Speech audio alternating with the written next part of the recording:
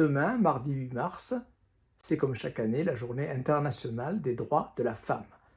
Pour participer à cette journée, j'ai choisi une phrase du philosophe Nietzsche. La femme parfaite est un type d'humanité supérieur à l'homme parfait, quelque chose de beaucoup plus rare aussi.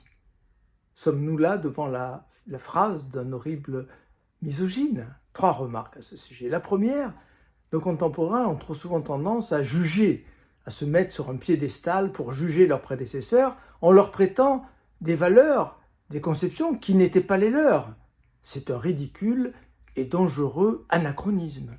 Deuxième remarque, la misogynie. Sans doute Nietzsche a-t-il écrit bien des phrases que l'on pourrait légitimement qualifier de misogyne. Mais son combat, en réalité, quel est-il?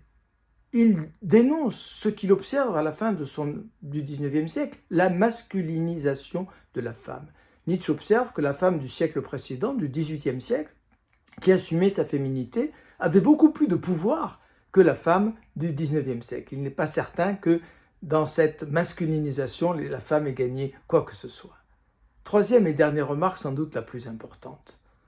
Nietzsche, en réalité, défend la dualité des sexes, la différence entre le masculin et le féminin. C'est son combat permanent. Or, défendre cette dualité des sexes, est-ce là une attitude phallocrate? Si c'était le cas, il faudrait qualifier de misogyne et de phallocrate quelques-unes de nos plus grandes féministes. Je pense à Lucia Rigaray, dont l'admirable ouvrage « J'aime à toi » est un véritable hymne à la dualité des sexes.